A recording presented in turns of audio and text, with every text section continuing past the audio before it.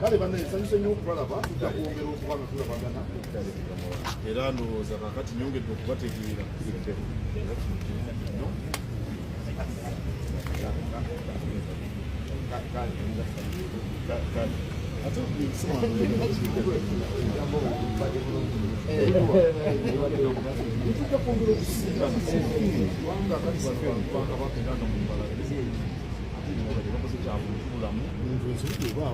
jawo ne mugenda mu maaso Uganda tayinza kudda ku ntikko nga situkoze bikolwa byange bingere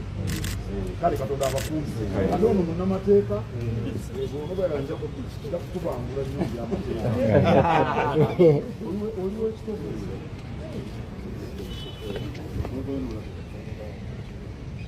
naliyo nange emyaka kale Katonda abakuume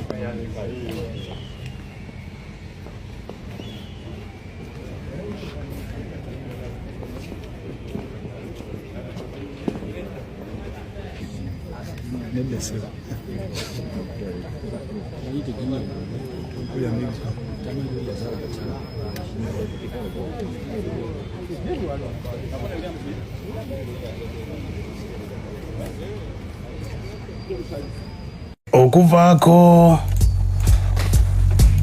ewa Katikkiro amakya g'olunaku olwaleero famire y'omukulu omugenzi Tamale Mirunde bakiiseeko embuga era ng'ekibatutteyo kwe kubeera nga beetonda abajjukira obulungi omugenzi Tamale Mirunde zaali nga 13 ogw'omunaana yafiira ku gy'obukulu emyaka bategeeza gyali mu 6 wabula Tamale Mirunde we yafiira ebigambo bangi baali babiraba ku mitimbagano bikyaliyo akadde kano bagiyita kuyisaamu ggaali ng'obwakabaka bwa Buganda abuyisaamu eggaali okuli Katikkiro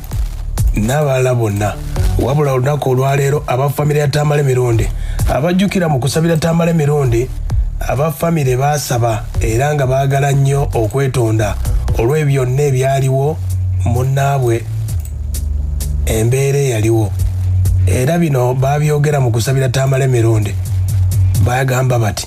sinafuna obubaka bw'emmengo banafanja okubanga banyiivu naye nze ndi mwetegefu okusinkana Katikkiro mu layini eyo ya the dead stay down sindi njogere naye kulwa famire n'abo bonna abalala abawulira nti abadde abayisiza bubi tusobole okumalawo ebintu ebyo ate munnaffe awo mule mirembe asobole okwebaka gy'alaze nga bwe tugamba nti bestintis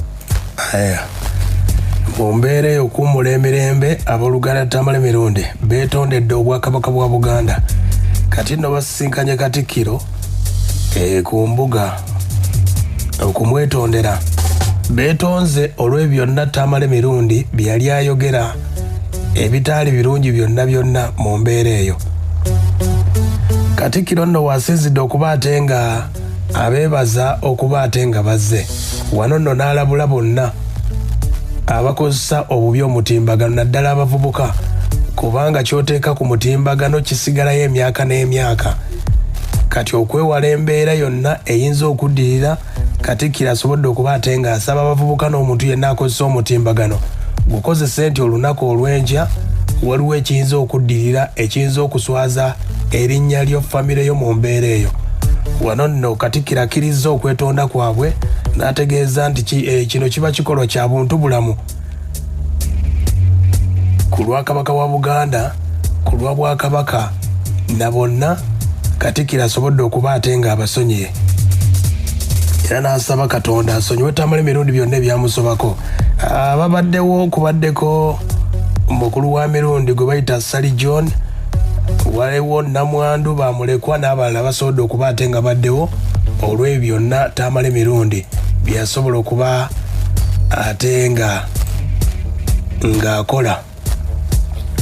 ebitatambula bulungi. Awo nno kitegeeza kitya gwasigaddeyo ng'okyali mulamu omukulu ogwo ogenda kutambula gutya banaakutendanga kuvuma bantu abasigaddeyo bakuwaane erinnya lyo ggwe avumye lisigala mbyafaayo akadde kano emitimbagano gikyaliwo gijja kubeerawo paka bagambe bano abeetonze baayogera kikandabe embeera eyo bweri bwetyo. Katikkiro wasobodde okuba ate ng'abaddiddemu embeera nebeera bwetyo. Baguze ne certificate ya Buganda bwe bitambudde okuvaako e Mengo.